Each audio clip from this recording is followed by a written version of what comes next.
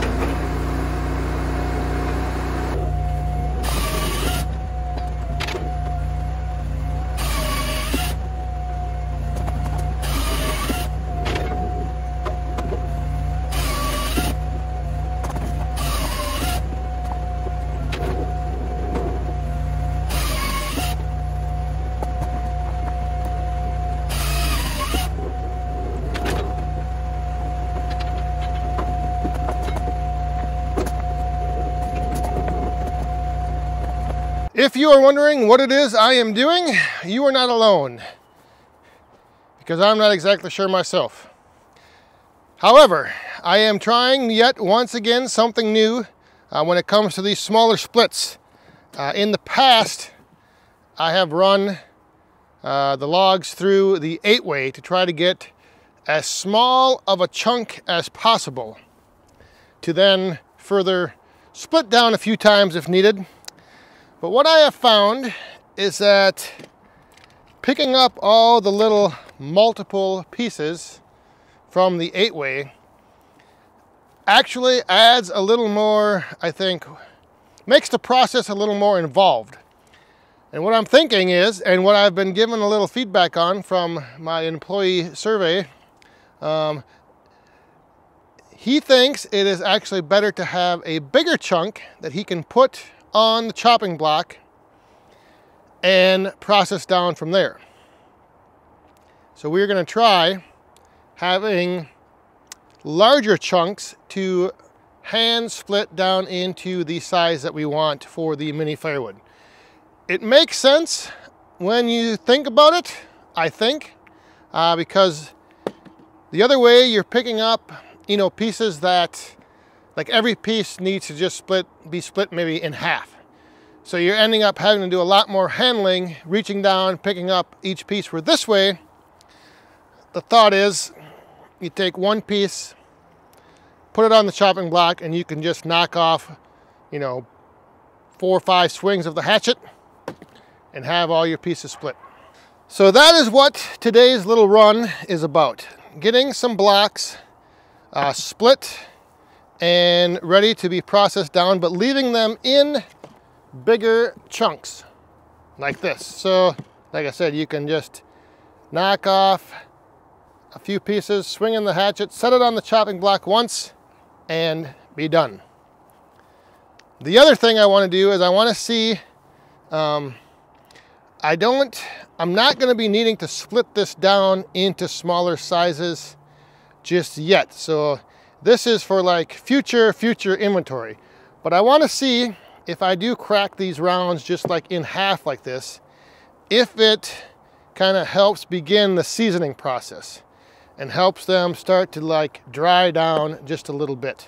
I know that sometimes when you cut rounds off of a log and you don't split them for a few months, like if the ends start to dry, they get a little harder, they become a little more difficult to split. So I'm wondering if now that tote, if it sits for a couple months before we go to process it down, whether or not that's going to have any impact. I don't think it will, just because they're only 5 inches thick. If they were 16-inch round, you know, chunks, maybe. But then again, I don't know. So that is the plan with those chunks that I'm running here today. Put them in a tote. I'm going to let them sit. Hopefully it'll start the seasoning process. One thing that I have done in order to kind of, I guess, accelerate the drying process, let me show you this little contraption. So I have taken an old patio door that we had, and I have just propped it up at an angle facing the open southern sky. And so when the sun is shining, this is kind of like, I don't know if this is even really working or not, but it seems to, the little splits that I put under there seem to dry quicker.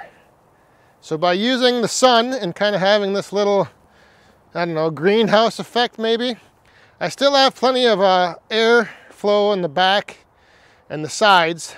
So the sun can just beat down on that glass, heat it up in there somewhat, and then help dry these little splits down a little quicker. Because the oak does still take a while to dry. And so I have it over here, so it's under kind of this shelter, so it doesn't get rained on. And when the sun is shining, it's just going right on through that glass, and it has yet to be proven whether or not it's doing any good, but I think it would. I think it helps. I do have a few more of those, so I may end up setting up another little area right over here to kind of start drying things down a little quicker. And that is the one thing with this mini firewood that I am doing. I am not kiln drying it. So in a kiln, what you do is you remove the moisture from the wood. And I am not doing that process. I am seasoning everything here, getting it down to under 20% before I send it to be heat treated. And the heat treatment process is one that the internal temperature of the wood needs to reach 140 degrees, and then it needs to remain there. It needs to stay at 140 degrees or higher for 60 minutes.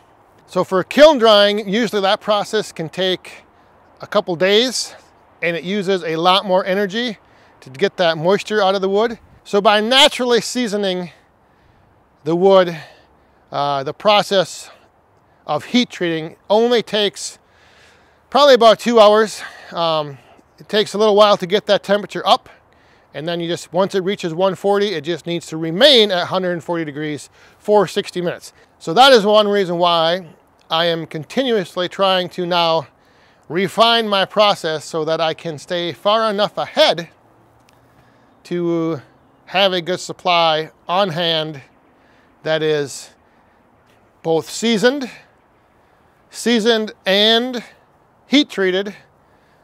And you know, in order to do that, it just is it takes a little planning, I'm figuring out. And then in that whole process is this new wrinkle that we've kind of stumbled upon, is maybe it is actually better to have bigger chunks to refine down instead of the smaller chunks, because the smaller chunks still need to be handled and resplit. And so you're picking each one up, you know, like I mentioned, where this way, I think it actually might be easier with the bigger chunks. I don't know. Like I said, I'm not exactly sure. We're going to find out, and that, I guess, is part of the, just part of the process. You know, something like this is completely new for me, and so as I continue to progress along with this mini firewood venture, I'm continuously having to improvise and find and try new and different solutions just to find, you know, what's going to end up working best going forward. And in that going forward, that's a matter of getting ahead and then staying ahead, as is always the challenge with firewood. Getting ahead and staying ahead are two different things. You can get ahead, but once you're ahead, you got to work to stay ahead. So that's going to do it here in the woodyard today. Just a little more, I guess, R&Ding, refining this process. I know this has been like, I've had how many different things that I've been trying, but you know, that's, I guess, one of the ways that you don't learn and you don't find out anything new. You don't find out if something new is going to work unless you try it. And if you just sit in your old ways of doing it, you might be missing out on an opportunity to do it better, do it more efficient. And in the end, that is what we are all looking for when it comes to firewood. Believe me, I have been told many times. So thanks for watching. We'll see you guys next time. Stay safe, have fun, and be cool.